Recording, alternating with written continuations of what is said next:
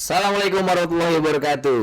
Waalaikumsalam warahmatullahi wabarakatuh. Kembali lagi bersama kami di podcast Ngobrol Bermanfaat. bersama Ustadz Eka Rahmat Hidayat. Masya Allah Ustadz, apa kabar?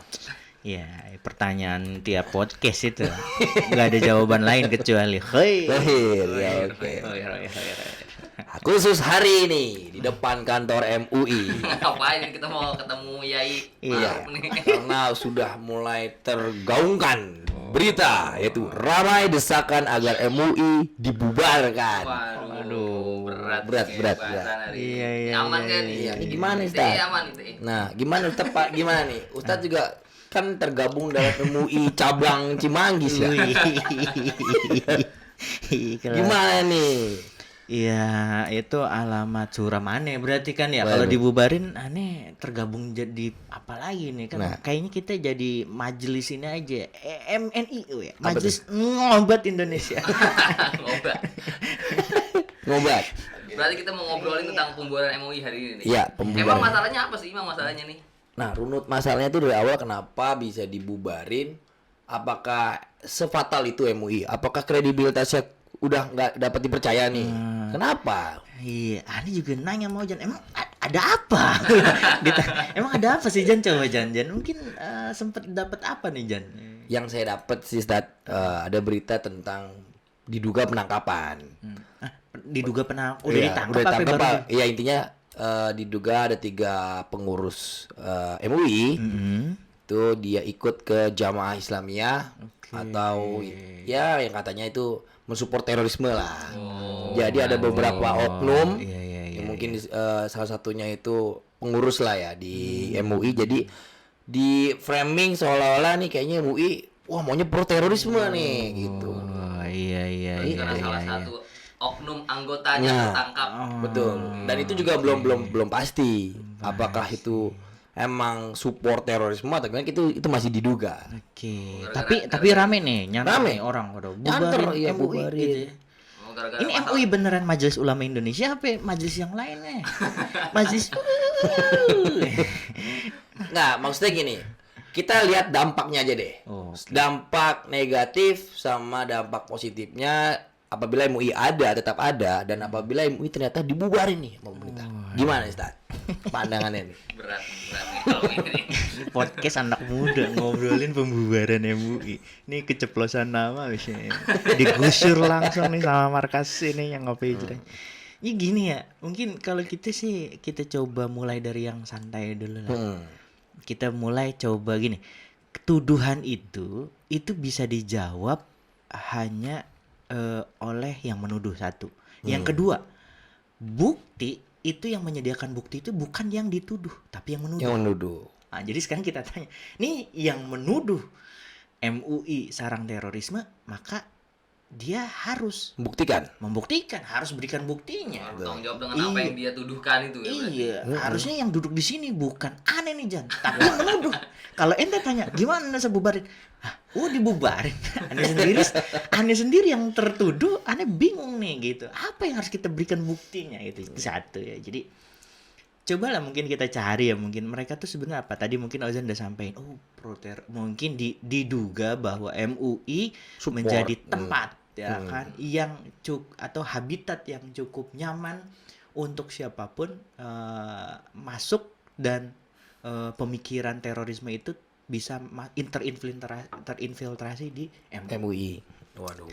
Tapi kita santai dulu lah, anak-anak muda ini. Pertama yang tadi ya, ini yang nuduh siapa sih gitu kan. Udah satu. Yang kedua, yang nuduh kasih bukti dong gitu kalau emang ini teroris. Dan yang ketiga, dia ngomongnya pro terorisme, terorisme itu yang kayak gimana itu satu. Terus ini sering banget nih orang gabung-gabungin. Dan ini harus kita pahamin nih anak-anak muda. Ada terorisme, ada ekstremisme, kata orang-orang ya. Ekstrim. Ada iya, terus ada orang fundamentalisme.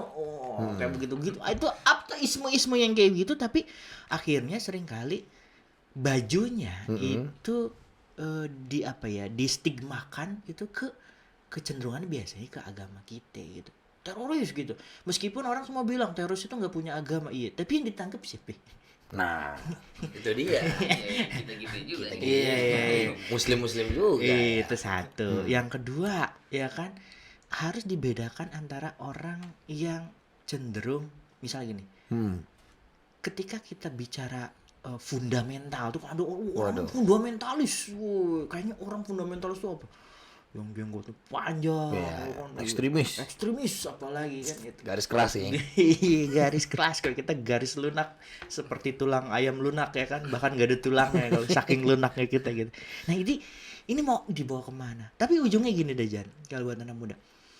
Pertanyaan kita balik lagi. Jadi sebenarnya apakah MUI sarang teroris? Kalau menurut aneh sih dimanapun teroris bisa bersarang kemanapun. Apakah teroris nggak bisa ke masjid? Ya bisa. Bisa jadi. Apakah teroris nggak bisa ke tempat ibadah lain? Bisa jadi. Bisa. Dari sampai sekarang, kalau kita mau ke agak jauh ya mainnya gitu ya, daerah-daerah Inggris, Irlandia, di sana banyak apa ya kasarnya kasus-kasus di mana gesekan bahkan di antara agama selain kita ya, mungkin ada saudara-saudara kita yang Nasoro gitu, yang Nasrani di sana di Irlandia antara Protestan, Katolik, wah itu ada aja gesekan gitu, dan ada ekstremisnya. Di Jerman ada New Nazi, wah ada yang kayak gitu, gerakan-gerakan ultra barat, Ultraman. Jadi ultra flu.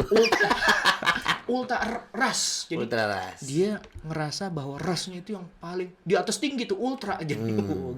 Rasis dong, rasis. Nah, rasis itu apakah bukan ekstremis? Ekstremis ya. Garis keras ya. Fanatik. Keras. Jadi ujungnya terorisme adalah segala pemahaman yang membuat teror. Dan ketika dia melakukan teror itu atas dasar yang ia pahami sebagai kebenaran. Kalau dari situ aja kita langsung lihat sekarang Islam kapan sih ngajarin teror? Itu Islamnya. Terus yang kedua, majelis ulama kan bukan majelis oteng-oteng cangcimen kayak kita gitu. Depannya juga ya? Majelis ulama Indonesia. Majelis bukan majelas ya. Majelis ulama ini nggak sembarangan. Semua unsur-unsur yang ada di Indonesia memang banyak terlibat di sana, dari unsur organisasi, unsur orang alim ulama, unsur pesantren, unsur baik organisasi yang kultural ataupun yang struktural, banyak gitu. Jadi dari dulu udah MUI ini udah berdiri gitu, terus gara-gara sesuatu ini lalu dibubarkan gitu. Agak lucu sih. Lucu ya? Lucu gitu. Kayaknya masalahnya sebesar apa sih? Iya, bahasanya ya memang orang-orang yang lain tidak melakukan yang tadi Ani bilang. Kalau orang sekarang jadi muslim, contoh nih Jan, ente pingin komit sama apa yang ente fahamin sebagai bagian dari kebaikan, contoh. Ente kemana-mana misalnya kan memelihara jenggot. Jenggot nanti nah masalah jenggot kan ada banyak nih, secara fikih pendapatnya banyak. Ada yang boleh dirapikan ya kan, ada juga yang malah nggak boleh dipotong.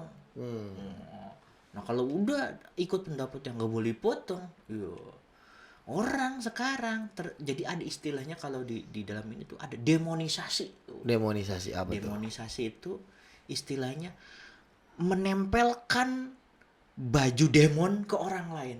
Baju demon. Iblis dong. Iya, iblis. Jadi demonisasi itu merusak orang hanya dengan stigma. Orang kalau tahu-tahu dia lewat, misalnya di bis, di bis tahu-tahu orang jenggotan, cungkring misalnya cungkring. Iya cungkring juga gitu. Cungkring dan cungkrang. Cingkrang kali. Cingkrang.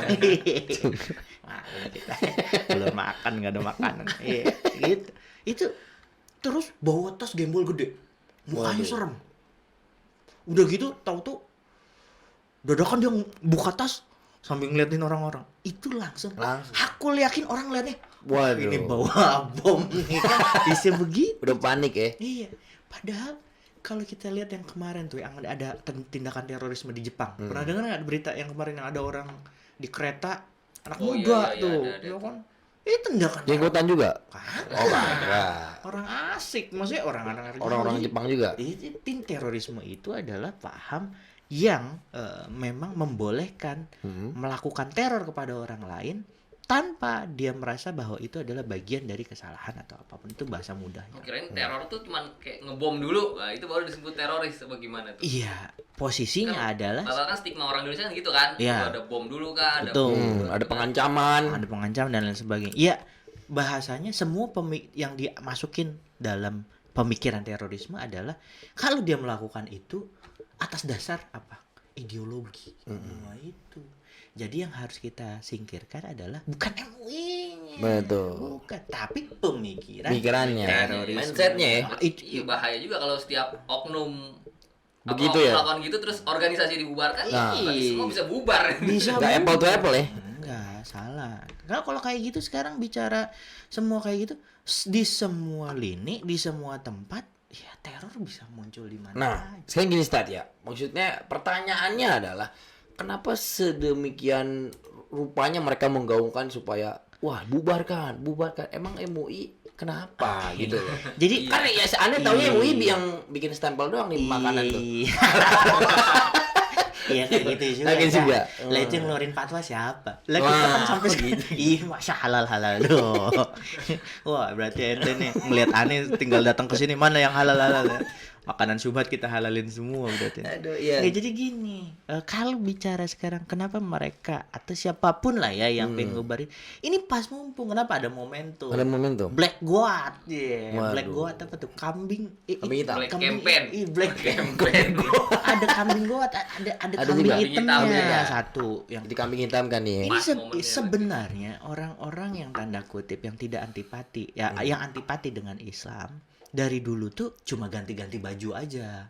Oke. Kan ada pakai baju misalnya Islamnya liberal kan ya kan, atau dia Nusantara. pakai baju Nusantara versi yang aneh-aneh lah gitu, bukan dalam arti bahwa kita adalah seorang muslim Indonesia yang yang juga menghargai Budaya. semua budaya kita, bukan gitu, tapi ada juga kan yang aneh-aneh kan, Aneh-aneh misalnya, ada iya, banyak.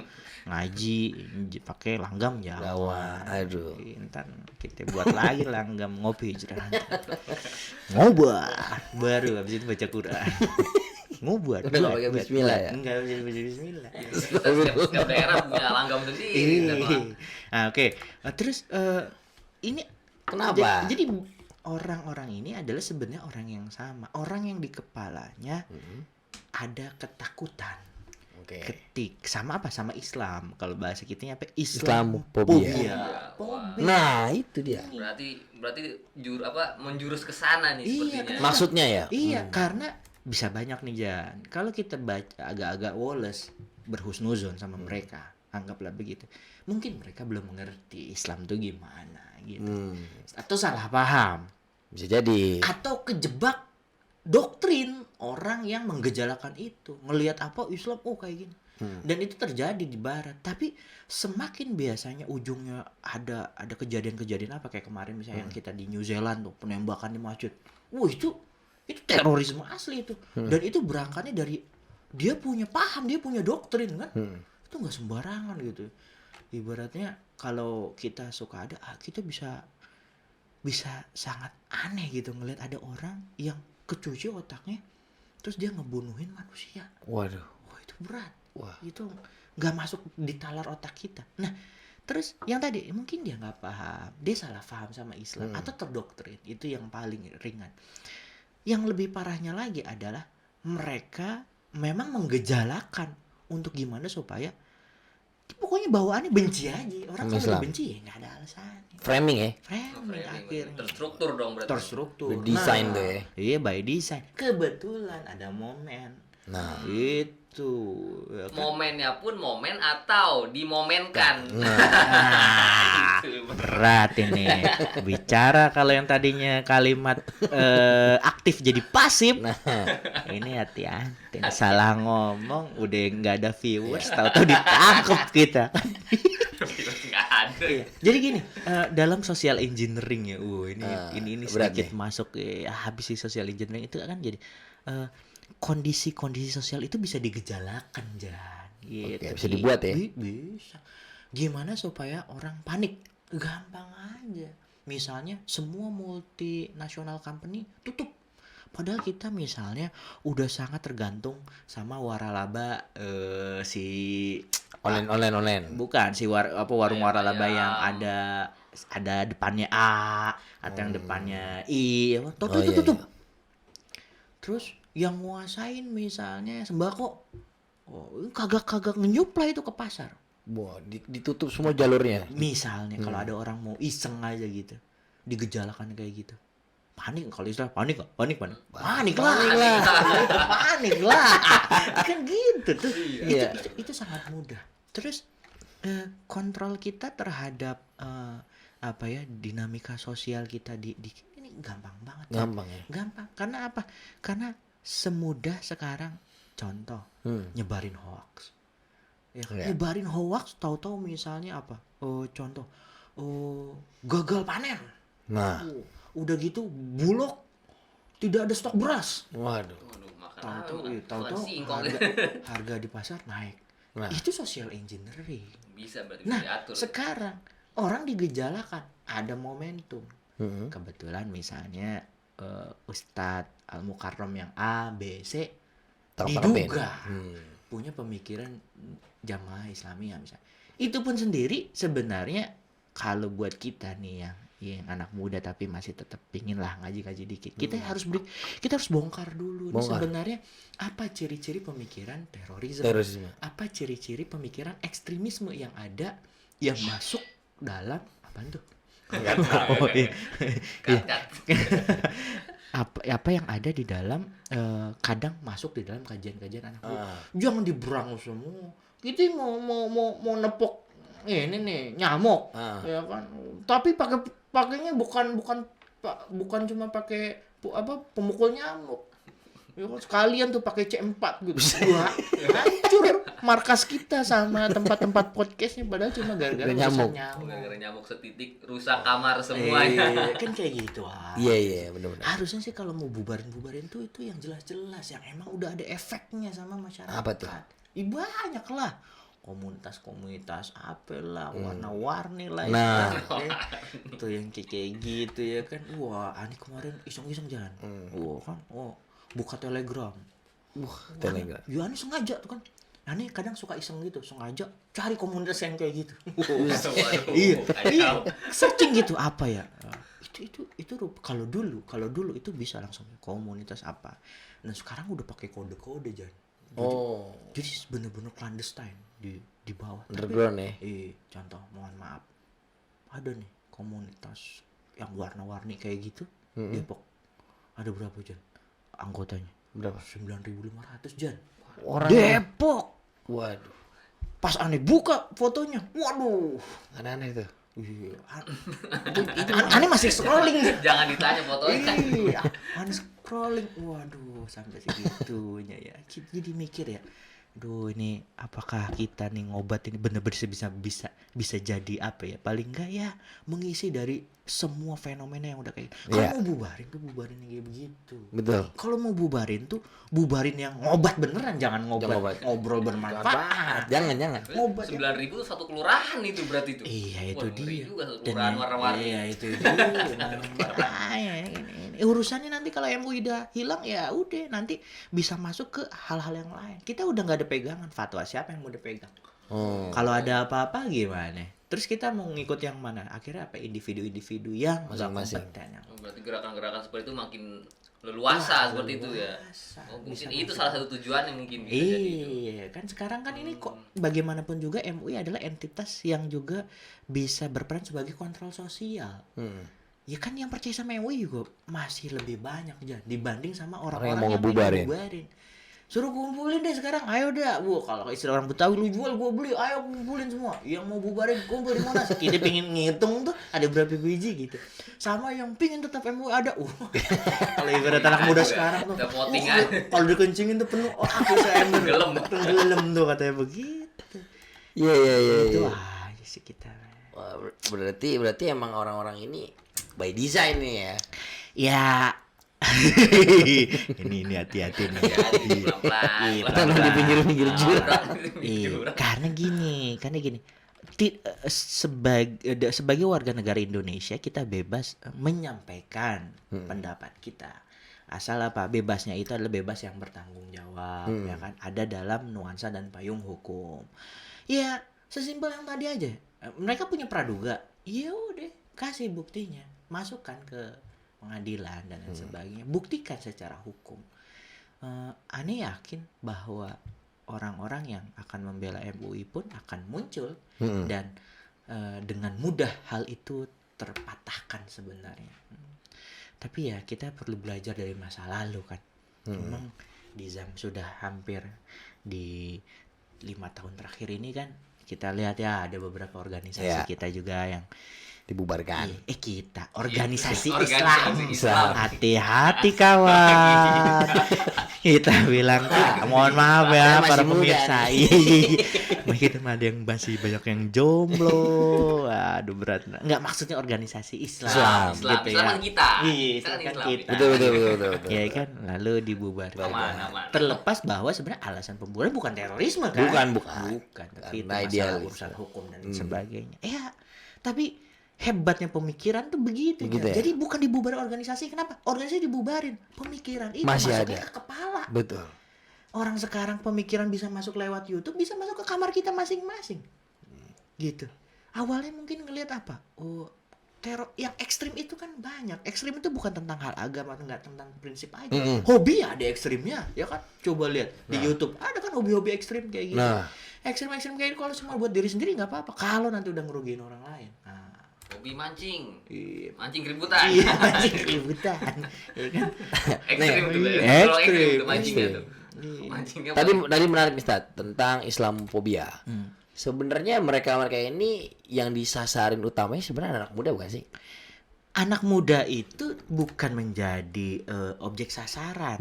Bukan, tapi lebih tepatnya adalah memang tanpa harus disasar gitu. Tanpa harus disasar. Udah nggak usah diincar, jatuh duluan ya. Karena yang ditembak itu bukan objeknya, bukan pemudanya, tapi cara pikirnya. Kalau ngomongin cara pikir, siapapun bisa kena. Nah, kebetulan yang paling ringkih saat ini anak-anak muda. Kenapa? Gampang disusupi pikiran. Iya, karena pertama anak muda lagi cari identitas. Ya. Jadi diri. Yang kedua lagi cari apa? Lagi cari aktualisasi. Aktualisasi dirinya gimana? Pengakuan. Kalau tahu-tahu dia di tempat komunitasnya dia ini nggak dianggap, tahu ada orang dek. Kamu hebat ya, kamu punya pemikiran kayak gitu. Disuplai duit, disekolahin, ya kan? Sekolahinnya kemana? Sekolahin di tempat. Udah gitu dikasih apa dia butuh. Habis itu, lama-lama disuntik deh pemikiran-pemikiran. Sebenarnya nih kan, Indonesia ini dari dulu rusak karena apa? Karena orangnya tidak taat sama Allah. Nah. Dan karena kita tidak memakai sistem Islam. Waduh, berat tuh. Karena ini adalah sistem demokrasi, maka ini adalah sistem togut. Sistem Masya Allah. setan. Maka kalau sistem setan disuruhnya apa? Perangi. Berarti kita perang nih. Ini ngasih contoh yang tadi doktrin, bukan kita nyuruh nih. Hati-hati nih ya. Itu Nih jangan contoh. dipotong-potong nih, dipotong-potong ntar ngobat suruh kita. Itu salah satu contoh ya. Contoh orang pertama kali gitu Pemikiran-pemikiran. disentuh biasanya, makanya orang-orang yang ikut gitu dia itu biasanya kalau ditarik latar belakangnya gitu biasanya orang-orang yang punya kebutuhan tentang hal apapun, entah ekonominya kurang, entah ada masalah sama orang tua, entah ada masalah sama komunitas, atau dia orang yang memang nggak pernah berkomunikasi. Orang-orang yang nggak apa ya bahasanya, ya nggak, yang lagi nggak nemu dirinya di apa dia bermanfaat, ditarik kayak gitu. Tapi kayaknya gejala-gejala Islamophobia ini nggak hanya di Indonesia aja nih. Iya kan kayak di luar juga rame. Apa sih di Indonesia juga cuman pion-pionnya aja nih. Bosnya apa? Di mana ini bos sesungguhnya? Kepala pecongnya di mana? Kalau bos kita udah Globalis lagi. kita Cabal. kayak gini. Jadi gini, yang paling enak dari teori konspirasi itu adalah karena kita dengan mudah enak nunjuknya. Kenapa? Karena itu satu-satunya yang bahkan kalaupun tanpa bukti itu jadi kayak pemahaman umum. Siapa lagi yang mau bisa kita salahin kecuali para globalis kan? Iya, ujungnya begitu. Nah, Hal ini boleh kita jadikan sebagai bagian pertimbangan sih. Cuma yang paling penting lagi, oke, misal memang mereka para global, terus so what? Gitu. Terus kita Iya. ngapain? Iya, nggak ngapain Ya, terus juga kita ya. ngapain gitu? Jadi lebih baik kalau istilahnya anak-anak yang pujangga sekarang yang galau-galau, lebih baik menyalakan lilin, ya kan? Di seantara kegelapan ini daripada mencaci maki kegelapan. Nah. Nyalain lilin. Cakep tuh. Betul, betul. Baik menyalakan lilin di kegelapan Iya, daripada menyalakan kegelapan. Iya, mencaci maki Boleh, kegelapan. boleh. Nyalain lilin aja. Meskipun kadang kita ketetes-tetes ya, kena nyetrum-setrum. Ini kan kita podcast terbatas dengan alat-alat nyetrum ini kan nyalain Nyalain lilin. lilin. Nyalain Ini lilin. kompor korek gas lah biar nggak panas. Orang Betul, kan paling betul. mencaci maki, apaan viewer aja nggak ada. Terus apa orang yang mati satu RT lu nyalain lilin yang buat iya. Iya, terus sawat gitu. Tahu nggak ini RT kayak gini kenapa? Ini gara-gara globalis nih, karena listrik disuplai udah nggak ada gini. Ya kamu tarik di ujung ke sana juga. Ya kita juga bisa. Ini duit nih dari dulu nih yang duit yang kita pakai juga gara-gara globalis nih. Inflasi juga gara-gara globalis nih. Ujung-ujungnya Covid kesana juga. Mau kita ini bisa tarik sana. Tapi ya Panjang. ya buat apa juga gitu. Betul. Lebih baik kita sekarang nyiapin apa yang sebenarnya sama Allah masih dimudahkan untuk kita cari, ya kan? Alat-alat udah di depannya, ya podcast gitu kan. Ada urusan yang nggak denger, itu urusan kita bener. Bukan urusan yang lain. Iya, itu urusan kita, Iya, maksudnya kan wa ma'ana illa nazirun mubin. Kita itu kan cuma Berusaha. nazirun mubin, ya kita Iya. memberikan penjelasan yang nyata. Masalah orang denger ya kan, ada yang denger. Mungkin yang lebih rame yang pengen bubarin MUI, yang denger kita juga kalau kita nggak forward ya podcast kita siapa yang denger ya nggak Iya. masalah juga. Betul. Tapi yang paling enak adalah kita nyalain lilin. Nyalain lilin. Tahu-tahu kita pas meninggal, kok gelap? Dalam kubur ternyata ada lilin. Oh, ini amal jariah podcast alat nyetrum nih. Di akhirat lilin nyala ya. Iya. Gitu deh kita buat ya. Jadi intinya teman-teman, pokoknya Islamophobia itu adalah kalau kita gampang gini, itu penyakit deh. Penyakit. Itu penyakit. Jadi harus dikasih obat. Obatnya gimana? Obat. Kenali agama. Gimana Betul. caranya? Cari ilmunya. Cari ilmu salah satu dengan apa? Obat. Itu benar. Oke, berarti buat teman-teman kaum obat ya. Jadi jangan berstigma tentang Islamophobia kayak aduh alergi. Agamanya aja Islam ya kan? Masa kayaknya alergi sama Islam. Jadi teman-teman mulailah berproses lebih baik lagi lah ya. Seperti judul podcast kita, ngobat, ngobrol bermanfaat. Assalamualaikum.